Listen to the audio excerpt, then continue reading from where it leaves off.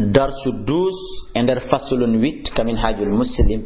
المادة الثانية ويندان دمر الثانية عشر ويندان سقوي دمرن في صلاة العيدين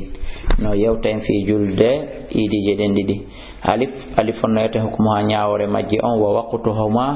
ووقتها وقت مجي أن كلير هم بدي دوا جولد صلاة العيدين جلد إيدي جدين الفطر والأضحى ko sumay e donkin sunnatun dun ko sunna muakkadatun tentudo kal wajibi no yana farilla amara Allah ta'ala Allah tedu to don yamiri bi hade do julde fi qawlihi ender dalal makko inna atainakal kawthar fasalli li rabbika wanhar wa anata biha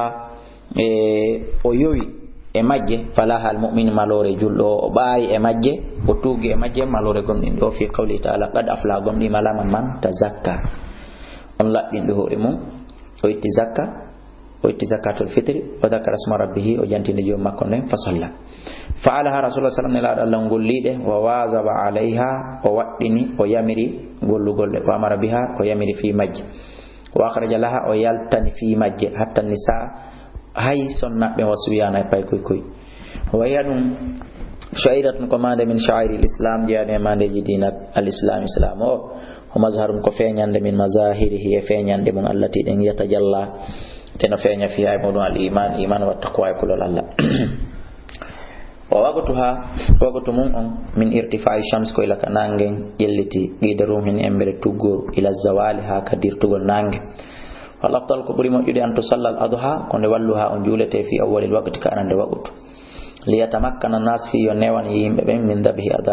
adahihim hirsugol layaji mabbe din wa an tuakhara salatul fitri ende nettinte julde sumayende seeda liyata makkana nas fi yo newano yimbe min ikhraji sadaqatin yaltingol zakkaji mabbe ito ko adi kana laati rasulullah sallallahu alaihi wasallam yafalu hakadha hima huwiraynoni qala jundub radiyallahu anhu o sahabajo do wi kana nabi laati kana baji allah yusalli bina hima julnayno min alfitra julde sumay wa shamsta nangen ala kediram hayn hinga embere labboji didi alego haranyal li seeda wono 9h30 wal adha hima julnayno min julde donkin ala gidirum hen yeru embere labboru wotru bi mana hella wono 9h0 8h50 ta 9h0 ba mayan bakhi laha konko hanani ni idinding min adabini morde nediji ali awalan al ghusl lota gol wa tatayyib e urni tagol wal bisul jamil e borna gol ko buri labede ko min athiyabi morde cionci di untigi marini li qawli anas radhiyallahu an amarana rasulullah sallallahu alaihi wasallam yamiri men fil idaini idije den didi an najlisa annal basande men bornoto ajwada ma najidu ko buri keldude ko men mari kon wa annata tayyaba inde men urni to bi ajwadi ma najidu ko buri keldude e ko men mari kon wa an mudahhiya inde men layoto bi athmani ma najidu ko buri sattude piri e ko men mari kon wa kana rasulullah sallallahu alaihi wasallam yalbasu ma bornoto no burdatan habratan burda habra yankejo fi kulli idin e kala idi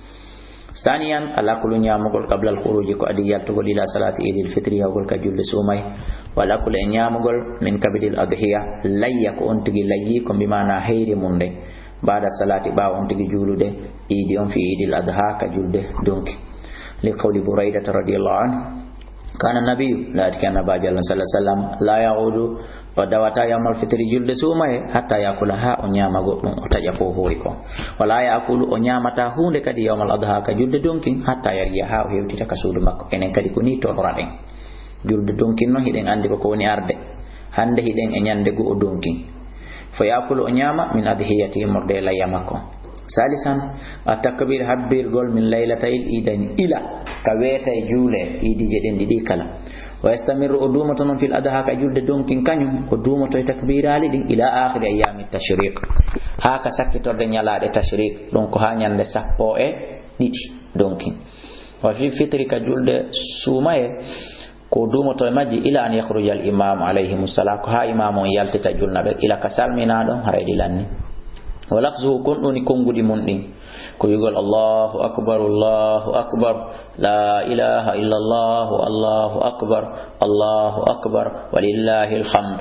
ko ni wolirte hara kadi nayo goto wolu be ya fofillito fondida si wona hara be ya wawata wolude sinabe tindina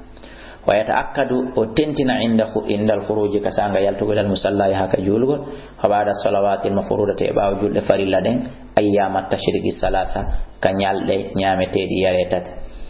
woni nyande julde bimbiti julde li qawlihi ta'ala wa dhkurullaha jante indalan fi ayyamin ila nyaldi ma'dudatin andadi wa qawli subhana wa dhakara isma rabbih fa salla wa qawlihi wa litukabbirullaha ala ma hadakum rabi'an al-khuruj yaltugo ila al-musalla ya ka julgol min tariqin iura lawol go wa ruju ruttorgol min ukhra morde lawol go le gawdi rasul sallallahu alaihi wasallam dalika dum dalika dum qala jabir wi kana nabiyyu laati annaba yallam idha kana silati yawm eid nyalande julde khalafa tariqa lutini gayno lawi dinde ngol o rewi ngol nangol o rewtata khamsan jabunu an tusalla konde ido julete fi sahara haraka ka terrain ka sahara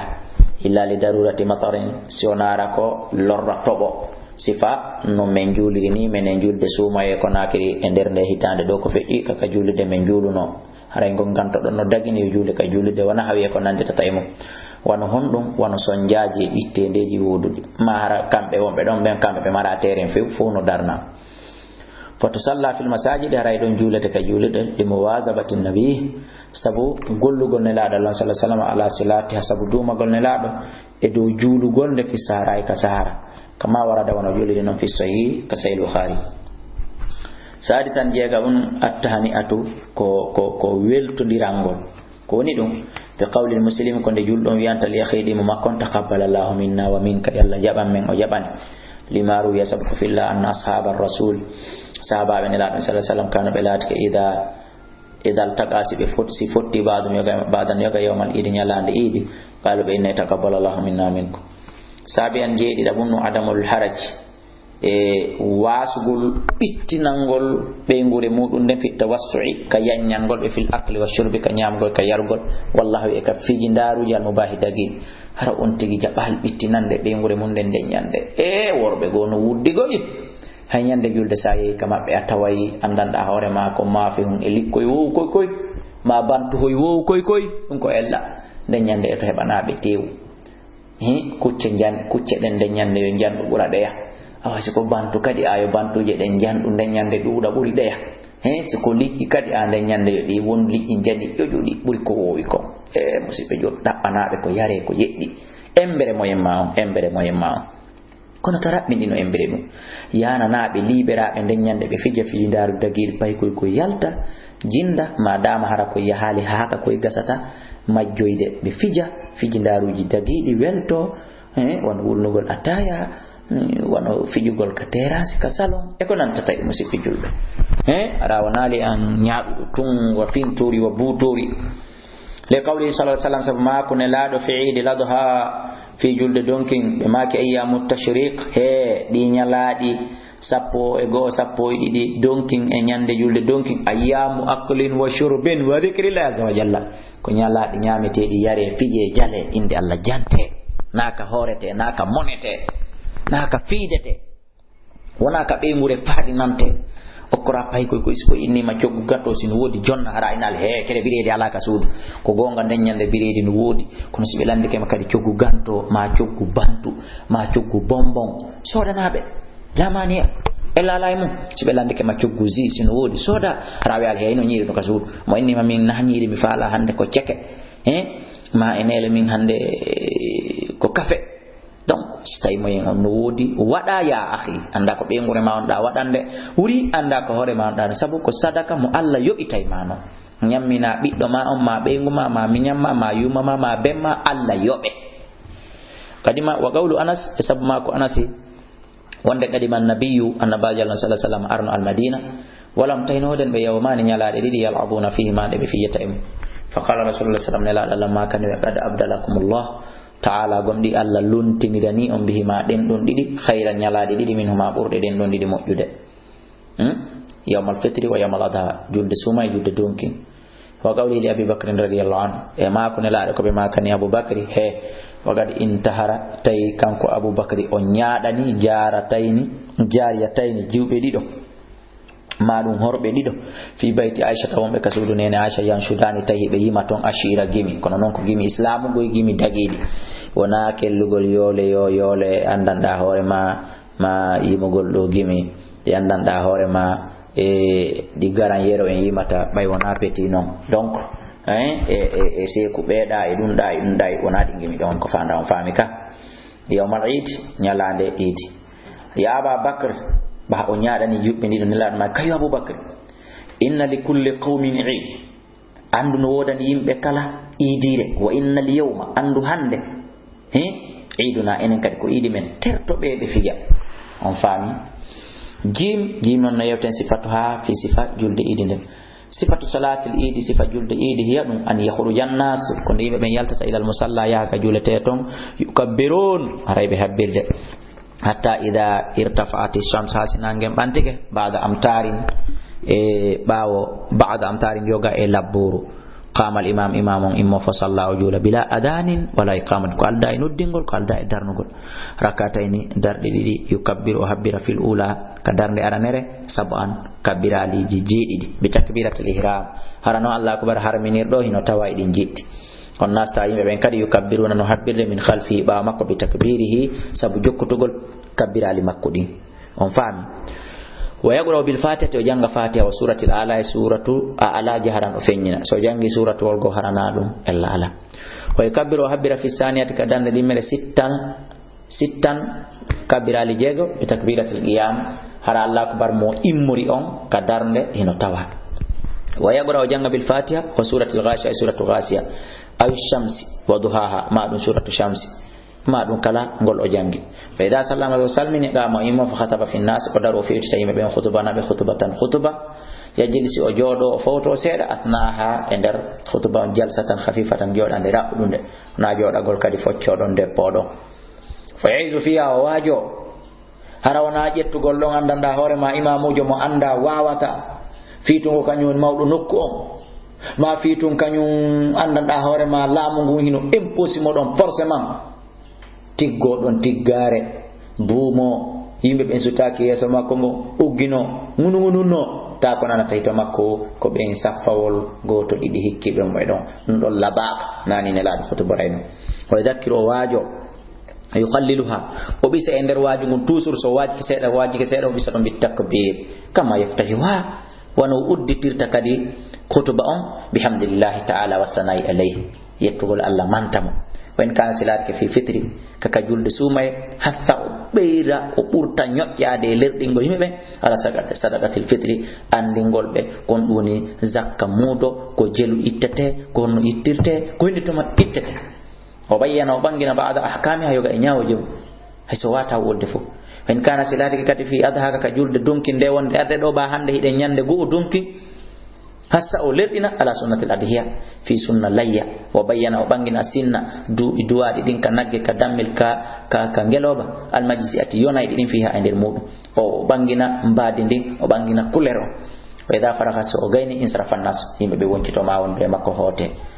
yedo ko adila salata sunnatan julde wo sunna juletende ala qablaha ko adi idi wala baada na baawo idi si gaynama e rujata allahumma siwonatun illa man fatatu sona mo futi salatul idi julde idi o hewta o taano salminede fa inna la ra'aydo no den wa salliyande julata ido arba rakatin dar enay li qawli ibn mas'ud radiyallahu anhu man fatatu kalama perdidi dum salatul idi julde idi falyusalli julu arba'an dar enay wa amma man adraka minha amma on hewtitido e mudum shay'an seeda mal imam wonde imam wala yutashahhud haysko tayya fa inna on do yabumu ko yo imam ba'da salamil imam bawo imam on gayni fa yusalliha ujula rak'atayn darde didi kama fatatu wono perdiri mono sawa'un e hino fata e kama fatatu sawa'an bi sawa'in bi maana no fotondirori no yerondiri al maddatu salisata ashara windande sappo e tataberenen fi salatil kusuf no yewte julde weñu nange ma julde weñu lewru salatul kusuf julde weñu nange ma lewru sunnatun ko sunna muakkadatun tentinado fi haqqi rijali wa nisa'i ka haqqe worbe rewbe amara biha rasulullah sallallahu alaihi wasallam la yamiridum bi qawli sabuma kuma inna shamsa wal qamara hande nangen lewrundun ayatan min ayatillahi kuma de didi modde mande jala la tuksafani li mauti ahadin didi wenyirta fi mayde wonki fami wala li hayati wana fi nguru wurugol goto fa idha ra'aytum dhalika son yidun ko watton fasallu ko immo julo wa fi'luha e gollugol ne la wa fi'luha e gollugol mudum bi mana e gollirgol dum ka salatil ide non idi je den didi gollirte non ko joni ganden explication mum wa waqtuha ko on tukani waqtu mum min zuhuril kusuf ko ila ka wenyande den feñu don yimbe be yi nange weñi ma lewrundu fi hadin niren en gotel e annoraji didi ay ash-shamsi aw al-qamar ila tajalla jokke don ha ko weñi kon iwa wa in waqa al-kusuf si weñu nange ngen non wadi fi akhir nahari ka sakkitorde nyallal haythu tukrahu nafila nokko ka nafugol hada karahatan anyande shadidatan tidunde haray konno wadete istubdila ko yo wattitire bi salati juldanden jama'un jodo zikrullahi wa dajantagol injalla wal istighfar tubugo rutto wa tadarru e yankinagol wa du'a yadgol du'a saniyan ma yustahabbu kon ko ida fi'luhu gollugol mum fil kusufi ka weñu nange yustahabbu no ida al-ikthar dingol min ad-dhikri janta ko indalla wa takbir e habbirgol wal istighfar wa du'a wa sadaqati wal itqi e rindingol jiya sino mari wal birri wasilati idigugol e jokugol enna لقول صلى الله عليه وسلم إن الشمس عند النانج والقمر آيتان من آيات الله لا تخسفان دون يتالي موت أحد ولا لحياته فإذا رأيتم ذلك سنجيد فادعوا الله تري الله وكبروا هبروا وتصدقوا يتون صدقة وصلوا جولهم ثالثا تتبندون كيفية صلاة الكسوف بعد نجول ده وينو نانجين نجولته salatul kusuf julde weñu nange ani yejita mi annas ko yimbe be mo wondita fil masjid ka julurde bila adhan wala iqamati ko alday no dingol ko alday darnugol wala ba sa illa lano an yunada laha de nuddinante bi lafsi sabu wigo as-salatu jami'a as-salatu jami'a julde hawtondirtende ella la de salli jojata tan mikro noddinirano ma o daro noddirano si mikro ala فيصلي الإمام أنجول ركعتين في كل ركوعان في كلا أنجول دار دي في كل كلا دار ركوعان ركوع جديد وقيامان داران دي جديد متي فامو دغوي دارن دي ووتر كلا ركوع جديد فاهم ما تطويل وندي جوتينغول لكل كلا من القراءات جانغي جديد وركوع ركوع وسجود وإذا انتهى الكسوف سيوين ينغول إيوي أثناء صلاة عند رجل دندن فلم نودن بأن يتموها عند بتمنيرت على هيئة النافلة العادية بعد نافلة ودون هرناي بإنه كبير بتمنير نو بفؤرينو في يجمع جماع تونغيت إيوادو وليس في صلاة الكسوف على أن الجلد وينانغ خطبة مسنونة سننا وإنما الإمام عند إمامون نودنمو أن يذكر الناس أن واجتو يمبين ويعزهم واجو بإنشاء مفعلة وهو سنهرين لا بأس وودينو لقول عائشة رضي الله عنها خسفت الشمس نانغ وينو في حياة رسول الله فخرج رسول الله صلى الله عليه وسلم يأتي إلى المسجد فقام بدري فكبر بحبري وصف الناس من صفني وراءه باو مأبه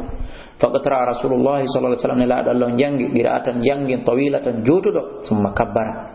بحبري فركع بعد ركوع طويلا جوتد هو أدنى كنك ركوع أنه رفند من القراءة الأولى دي جنگ نرانو ثم رفع رأسه ورفت ببنت ورمى بن فقال بماك سمع الله لمن حمد ربنا ولك الحمد ثم قام رفت بدري فقطر بجانب قراءة جانب كد طويلة جوتو هي أدنى كون دون كد بري فندو من قراءة الأولى دي جانب أرانو عندي وني دران دي جديدي نا دار دي دي دران دي جديدي ثم كبر رفت بحبر فركع بركوعا بعد ركوع هو أدنى تايكو بري فندو من ركوع الأولى دي ركوع أرانو عندي وني ركوع جديدي فهمك ثم قال رفت ما سمع الله لمن حمد ربنا ولك الحمد ثم سجد رفت بسجود ثم فعل رفت بقول في الركعة الأخرى إدارن ده كده مثل ذلك سفانو حتى استكمل كوني بغير هاتم 4 ركعات دار ناي 4 ركوعات ركوع ناي و4 سجدات سجود ناي كونو ko darde didi wan jalati shamsu tayna ngen ko weñi kon iwi qabla an yansarifa ko adi be woncitade summa qama refti kamene laado be dari fa khataba an-nas bi khutbani men fa athna ala Allah bi manti Allah bima huwa ahla konko kanko Allah handium summa qala raftu maki inna ash-shamsa wal qamara ayatan min ayati Allah azza wa jalla la taksifani li mauti ahadin wala li hayati fa idha ra'aytumuha fafza'u hittimire den jorom lis salati sabu julugol rabi anna yabunnu khusuful qamar ko wenyu nange lewru as-salatu julugol fi khusufil qamar ka wenyu lewru kas-salati no yana julugol kadi fi khusufi shams ka wenyu nange ko gotum te qali sallallahu alaihi wasallam sabma ko nela he fa idha ra'aytu ma son yidi kanji didi di wenyi fafsa'u hittimire di salati julugol wayra sonatun anna ba'da ahli al-ilm no yoga e jomirabe ganda be ra'aw be yi anna salata khusufil qamar wonde no julde wenyu lewrundum kasairi nawafil no nafilaji hediti din koy kala immo wadana horim to salla afuradan julete goto goto kala ka cuudi mon fil buyuti ka cuudi wal masajidi ka julide mon fala jula ka suud mon fala jula ka julide fala jumaw hawtondirtake fiha e mudu wano nange وذلك دون لأنه سبكوني لم يثبت تبتالي أن رسول الله صلى الله عليه وسلم جمع الناس بمؤمنين فيها في جلد وينيو ليورو كما فعل ونبي يقول لنا في كسوف الشمس كجلد وينيو نانجه هذا دون دو فياك وينيو نانجه ليورو والأمر فياك ديم واسع هنا ياجي موجة إمام فمن شاء كلا فعلا دو سنانجه